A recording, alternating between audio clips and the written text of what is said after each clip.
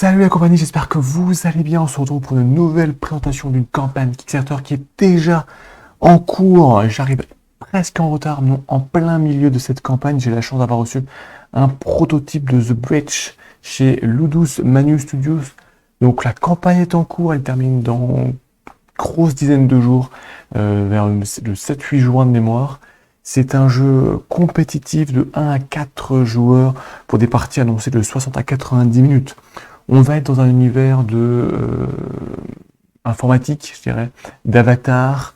En fait, on va incarner des hackers qui vont essayer d'infiltrer un système informatique pour voler des informations. On est dans un monde vraiment très futuriste qui est dominé par une grosse corporation. Et nous, les hackers, allons essayer de voler des données à cette corporation pour la vaincre, ou en tout cas pour la déstabiliser. Donc c'est un jeu compétitif. Donc la campagne est en cours et moi je vous propose dans cette première vidéo pour vous mettre l'eau à la bouche d'aller découvrir le matériel de ce prototype. Ludus Manu Studios, si vous ne les connaissez pas, ils ont fait un certain nombre de jeux qui sont déjà livrés ou qui sont en cours de livraison. On pense à Dungeonology, on pense à Nova Aetas Renaissance, on pense à Black Rose Wars et Black Rose Wars Rebirth. Et ils ont une grande particularité, c'est qu'ils font des prototypes de très grande qualité et des jeux de très grande qualité, en particulier leurs figurines. Donc c'est vraiment dommage de ne pas aller voir, d'aller voir plus près ce matériel. Et puis ça va vous permettre de découvrir un petit peu certaines mécaniques ensemble, en tout cas, voilà, de dégrossir avant de revenir dans une grosse semaine, je pense, de vous faire une présentation complète des règles, une review avant la fin de la campagne, pour vous donner vraiment les cartes, pour savoir si vous participez, si vous attendez le Pledge Manager ou si le jeu n'est pas fait pour vous. Et puis si j'ai le temps, mais après la fin de campagne, au moment du Pledge Manager, j'essaierai de vous faire une partie de gameplay, ça va dépendre si je peux garder le prototype ou pas. Avant de commencer, il faut savoir que j'ai reçu aussi, alors ça c'est pas du tout, j'ai reçu une petite boîte. Alors c'est pas du tout, c'est livré à, en fait Ludus Manu Studio a fait une grosse campagne de communication sur ce jeu et a envoyé cette petite boîte de promotionnelle à beaucoup de gens, pas forcément aux médias, à la presse ludique, vraiment à des backers, à des fans, à ceux qui suivaient. J'ai eu la chance de découvrir un jour dans la boîte aux lettres cette petite boîte noire dans laquelle, en fait, on retrouve une figurine, donc figurine en résine, donc je vais vous la montrer, la caméra déportée sera bien mieux, donc ici, voilà. Donc on recevait, j'ai reçu ça comme beaucoup, des centaines de personnes à travers le monde, donc c'est plutôt sympa. Et donc dedans, on retrouve cette figurine qu'on va retrouver dans la boîte prototype. Hein. Donc on voit déjà donc, la qualité de la figurine, et on voit surtout ce système de plastique transparent. Alors on va en reparler parce que pour les peintres, ça va pas forcément être très simple, mais en tout cas ça donne un rendu assez sympathique après la peinture, ou même si vous le gardez. Et puis il y avait aussi le dé, et ici je vous remontrerai dans la boîte prototype. Donc ça c'est une petite boîte promo que j'ai reçue, donc c'est Hublot, voilà. Toujours sympathique. Alors, on va s'attarder à découvrir ensemble The Breach et tout le matériel, donc prototype qui reste encore en développement, mais regardez, admirez cette magnifique boîte avec une... Alors, ils sont partis sur du violet et du bleu. Il y avait un système de vote, si je ne me trompe pas, il y a quelques semaines avant la campagne, savoir s'ils partaient sur du violet et du bleu, ou plutôt sur du rouge. Voilà, donc c'est le violet-bleu qui a remporté, je dirais, le vote. Alors, c'est un prototype, donc matériel de très grande qualité, mais pas tout optimisé en termes de rangement. Puis c'est un prototype qui m'arrive déjà d'un autre reviewer, donc ça a été dépunché et sorti. On va regarder un petit peu ce qu'on a. Donc ça, ce sont les cartes de rappel. On a déjà nos 4. On a un certain nombre ici de héros et d'avatars. Vous allez voir, on va incarner des hackers qui vont prendre un avatar pour entrer dans le milieu informatique. Et la combinaison des deux va vous donner un certain nombre d'éléments. Donc là, on a ici, on a Mila. Donc là, vous voyez directement, ici, on verra à la fin, c'était votre mise en place avec un certain nombre de cubes de couleurs et puis de cartes informatiques, de malware. Et donc, on va retrouver, vous allez voir, là, ici, un système de box, puisque une grande partie des actions vont se jouer, donc l'attaque, le mouvement, la défense et puis la réinitialisation, vont se jouer avec un système de petits cubes qu'on va passer, donc selon les flèches, de box en box. Donc il va falloir gérer ces petits cubes. C'est un des petits trucs sympas, je dirais, du jeu. Donc là, c'était Mila. Là, on a Sturm. Donc pareil, hein. Et donc tous différents, bien sûr, hein. Et puis on a ici, alors Vitruvian, on vous montrera la figurine, cet homme avec plein de bras. Alors Ludus Magnus Studio aime beaucoup faire des petits clins d'œil alors aux anciens jeux ou à d'autres jeux. On se souvient dans Black Horse War, non, dans Nova Etas Renaissance, pardon, ils avaient fait un petit clin d'œil au Mandalorien avec une figurine du Mandalorien qui était un petit peu revisitée. Ah, et on a ici la quatrième, je vais vous la montrer. C'est Hugo, donc celui que je vous ai montré déjà, la figurine.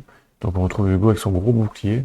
Donc sécu de départ, une carte de malware en main, et donc pareil, ce système de box. Alors comment ça se passe?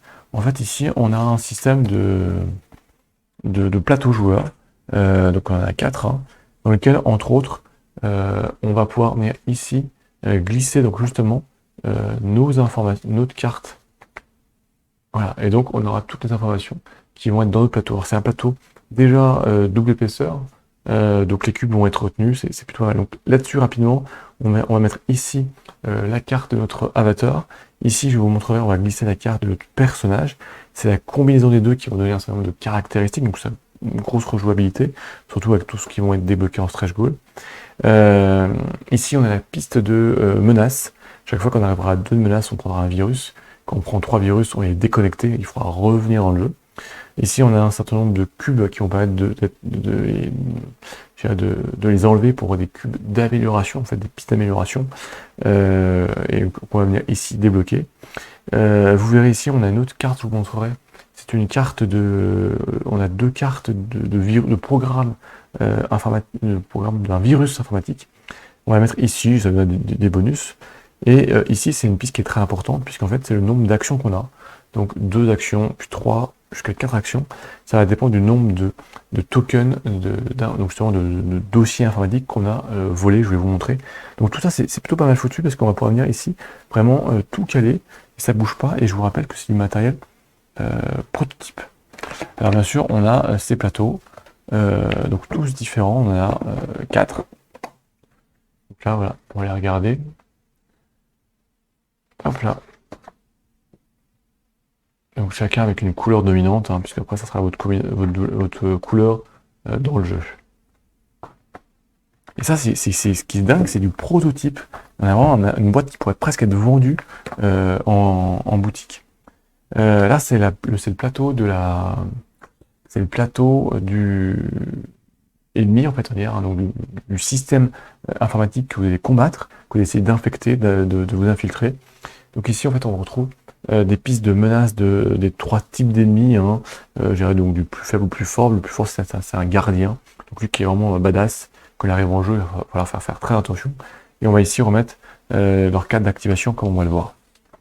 Alors, on va continuer à sortir un petit matériel. Alors, on a ici une planche complète.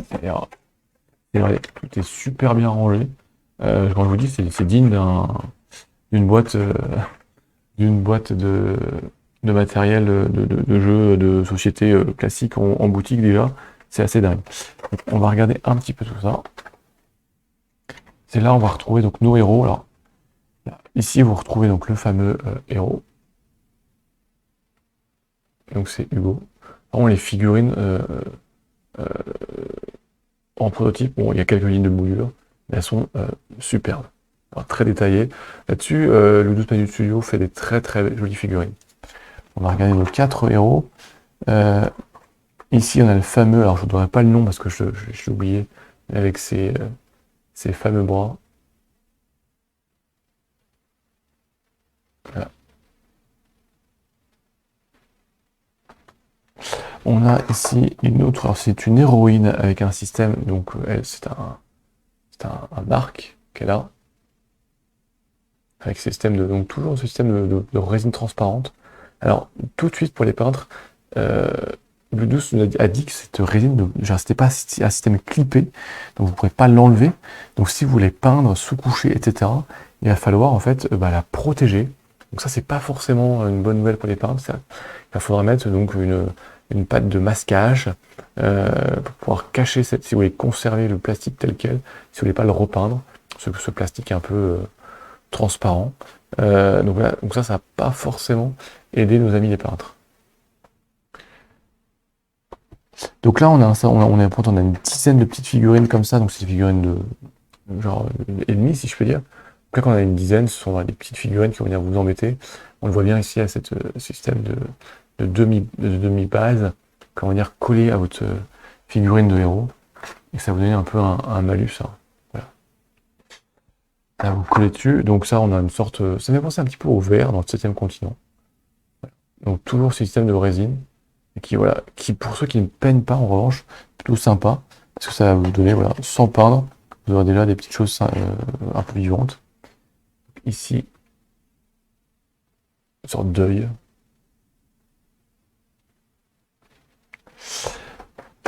Donc on a aussi pareil une 8 je crois, ça c'est la même.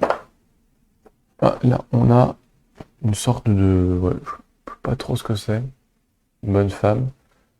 Qu'en fait ce sont ce qui va représenter, je dirais, les attaques du système informatique contre nous, contre nos intrusions, et qui vont chercher à nous éjecter du système.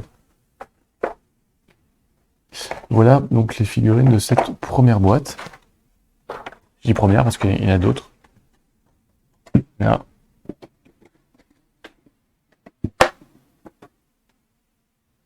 Bon, là, on aura tout sorti. Donc là, on a encore pas mal de matériel. Alors, j'enlève le couvercle. Alors, on va continuer avec les figurines. Alors là, on arrive sur les figurines un peu plus badass et vraiment qui vont pas être sympathiques. Là, c'est une sorte de gros minotaure. Superbe, plein de détails, des tuyaux. Enfin, voilà, il y a plein de choses.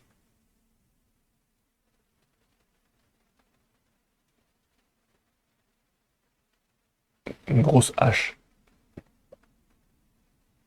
Et toujours avec ce socle, ce système de résine. Donc on en a 3 exemplaires. C'est un prototype. Et puis ça, c'est le gardien. C'est donc le boss ultime d'ailleurs. Le gardien peut gagner la partie. Donc les joueurs peuvent tous perdre ensemble. Si le gardien apparaît en fin de jeu, plutôt à la fin du jeu, et qu'il réalise un certain nombre de choses, les joueurs peuvent tous perdre ensemble. Il va falloir quand même, à toute fin, s'entraider d'ailleurs pour vaincre cet immonde de choses.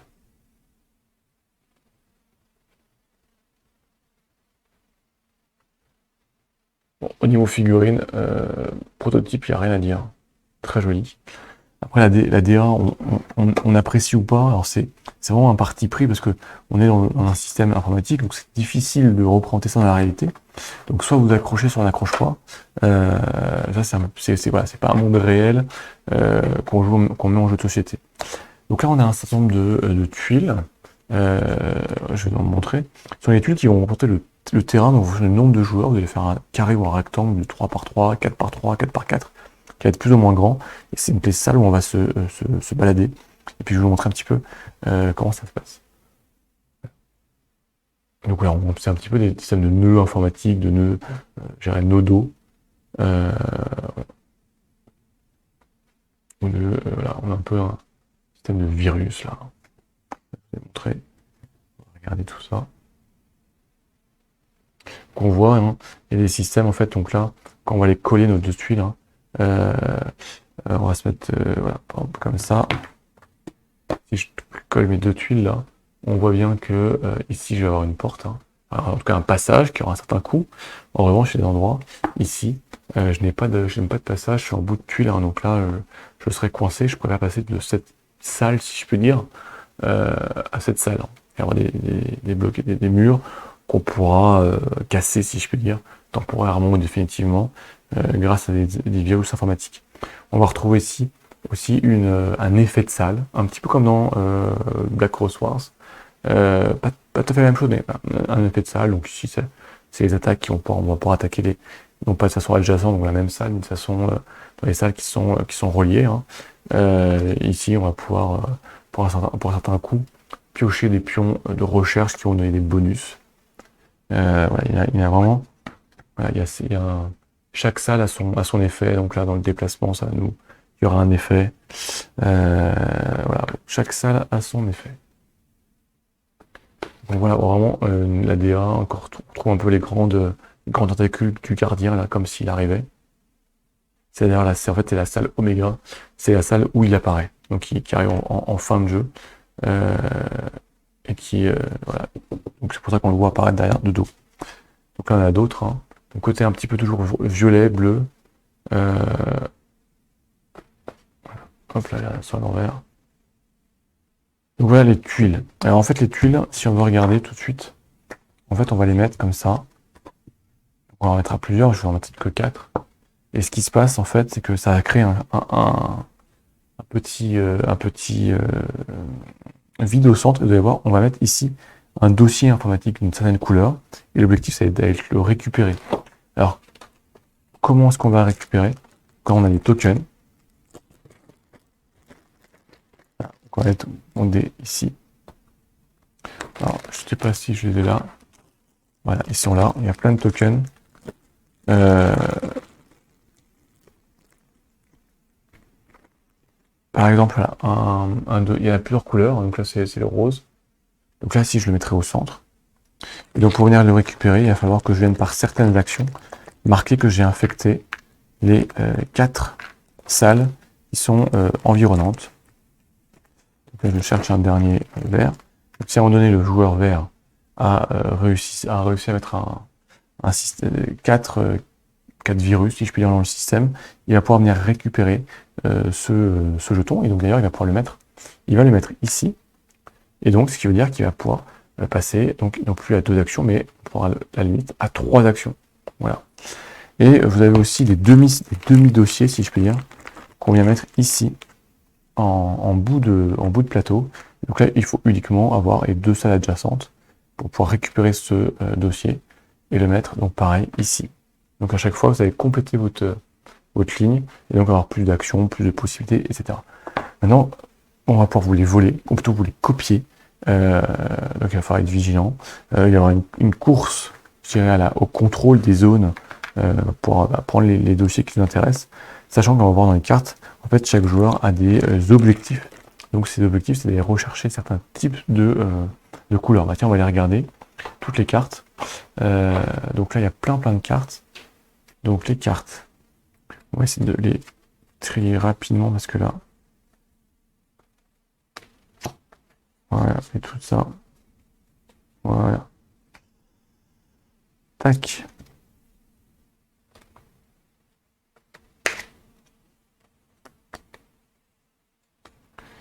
Voilà, en fait, donc déjà, là, vous avez des cartes qui vont venir... plein de cartes.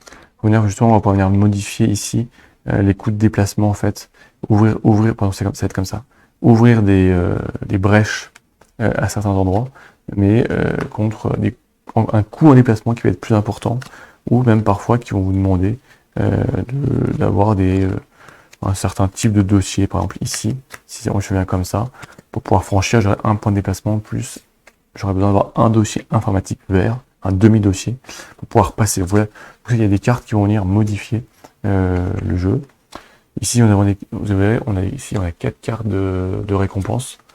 Donc ça, c'est tout simplement lorsqu'on aura récupéré un certain nombre de tokens, on pourra récupérer une récompense qui nous donnera bien sûr un bonus. Ce qui va surtout m'intéresser à vous montrer rapidement, voilà, ce sont les cartes d'objectifs.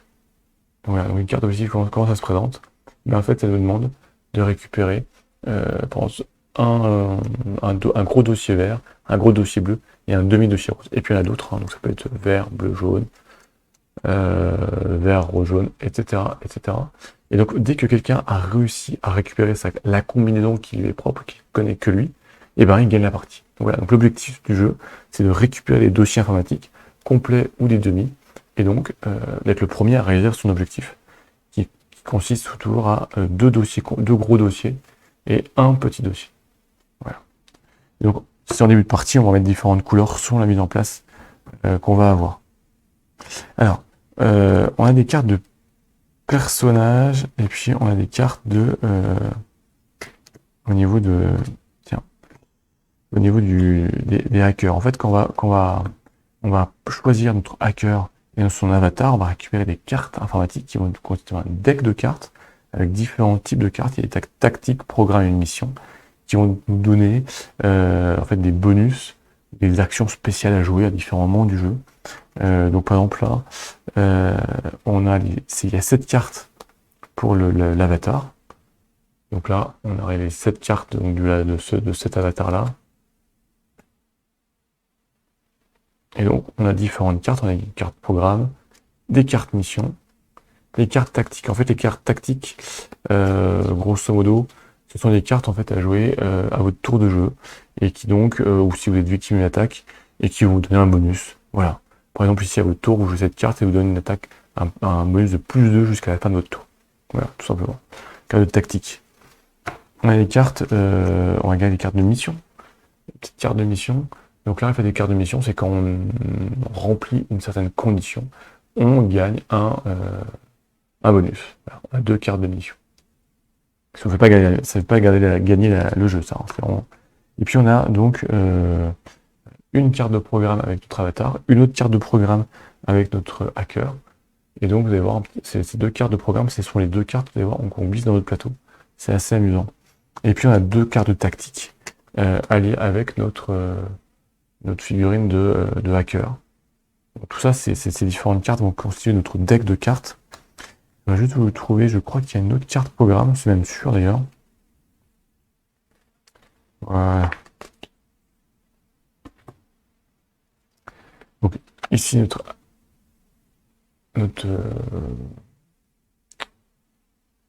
hacker a aussi la carte de programme, c'est écrit là. Donc en fait, nos 2 cartes de programme, c'est assez sympa. C'est qu'on les met dos à dos. Voilà. On les met dos à dos et en fait, on prend notre plateau. Hein, et on va venir ici la glisser à cet endroit-là. Comme ça. Là. Donc, ça nous donne une action ou un effet, un bonus. Et quand on l'a activé, vous allez voir, on verra dans la vidéo de review, ce qui se passe, c'est qu'on la retire et on la retourne. Voilà. Et à chaque fois, ça va être retourné, donc on ne pourra pas utiliser tout le temps le même programme. Et on va alterner comme ça sur ces deux programmes. Vous voyez, le plateau est vraiment quand même bien foutu parce que tout rentre, tout se glisse, et on a un chose qui est compact, qui est cohérent, qui est contenu. Moi, je trouve ça plutôt pas mal. Donc, on a donc toutes les cartes, hein, donc à chaque fois les différentes cartes mission, tactique, programme pour l'avatar, les 7 cartes et les 3 cartes pour notre hacker, je vais y arriver, et donc qui viennent donner des bonus, et donc qui viennent aussi, je dirais, individualiser chaque combinaison, et donc ça peut être sympa pour la rejouabilité. On a des grandes cartes, bien sûr.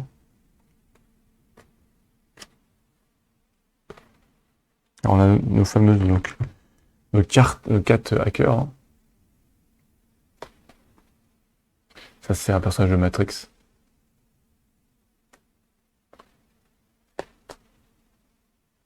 Voilà, donc on choisit un cas, et donc c'est cette carte-là, donc qui vient nous donner, on vient glisser ici. S'il veut bien rentrer, donc là il ne veut pas rentrer, en fait on ne le glisse pas, on le dépose. Donc on vient ici, et donc on a des bonus ici qu'on va pouvoir débloquer, et puis on a, voilà, deuxièmement on reviendra dessus. Au moment du jeu, mais voilà, donc tout se met en place sur notre plateau joueur, qui va être notre PC de contrôle pour la partie.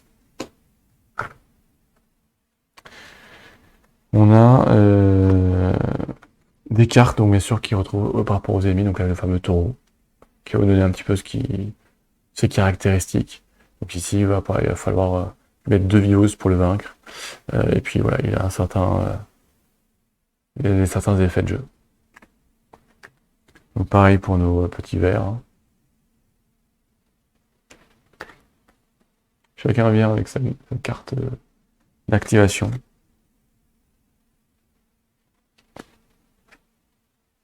C'est les gardiens. Alors en plus de ça, lui, il a un effet, il a une explication en plus. Hein. Lui, c'est un grand méchant. Et puis on a un certain nombre, là, aussi d'autres cartes d'activation. Donc pour un certain nombre de figurines. Alors, particularité, vous verrez ici, des petits ronds, donc noirs ou blancs. C'est-à-dire la carte, ici, on la joue uniquement dans la configuration où il y a 2, 3, 4, 5 ou 6 joueurs. Et ils anticipent déjà l'extension, la donne 5-6 joueurs. Alors que ici, celle-ci, Echo, ça sera, cette version-là de Echo, ça sera pour la version 1 ou 2 joueurs. Voilà. Donc elles sont un petit peu différentes. Si vous regardez bien. Donc bon, il y a un certain nombre de différentes.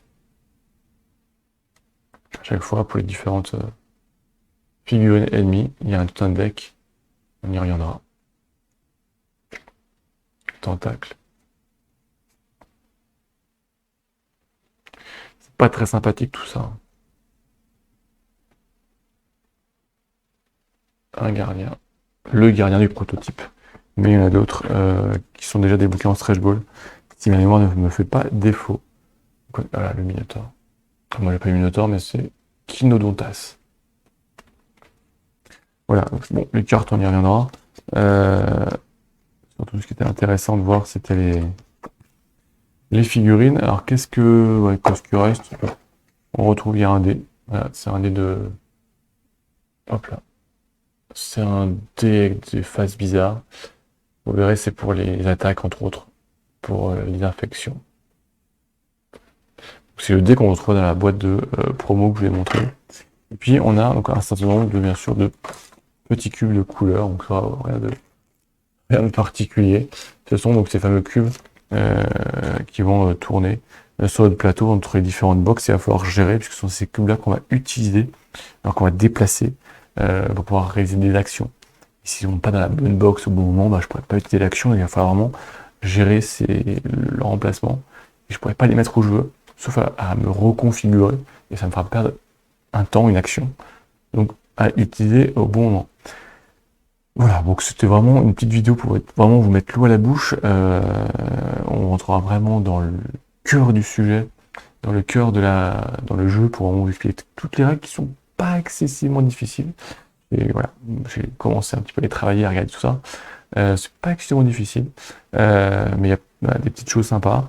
Après, la direction artistique est vraiment superbe. Les figurines sont de toute beauté. Tout est vraiment fait pour nous immerger dans ce monde qui est complètement irréel. Alors après, il y a juste le choix des figurines. C'est vrai que dans un milieu informatique et virtuel, chacun se représente ça un petit peu comme il veut. Donc difficile d'avoir une ligne artistique, un design qui correspond à tout le monde. Moi, c'est vrai que je ne serais pas représenté les virus informatiques avec une tête de Minotaur. Bon, pourquoi pas, c'est un choix. Mais en tout cas, les figurines sont vraiment, vraiment superbes. À voir pour les peintres, cette partie de masquage qui va être obligatoire. Le matériel prototype est déjà superbe, comme toujours chez Ludus Mania Studio. Donc la version définitive devrait être très sympathique. Moi, ce que je vous propose, c'est que voilà, on se retrouve dans une petite semaine pour découvrir la revue complète, découvrir les règles complètes et un peu un retour sur ce jeu avant la fin de campagne. Et puis, si je peux garder le prototype, pour faire un début de partie de gameplay, pour vous montrer vraiment comment est-ce que ça se passe de façon pratique.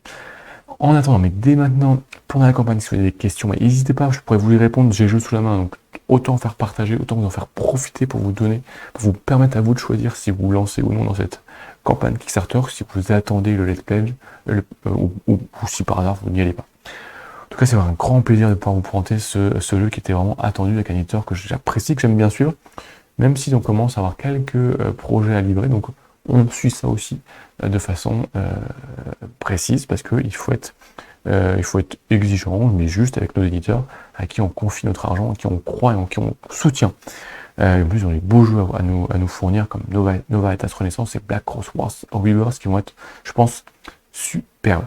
Bon voilà, en attendant la review, profitez vraiment de cette vidéo, profitez pour poser toutes vos questions, puisque que je puisse y répondre pendant la review, qui va sortir d'ici quelques jours.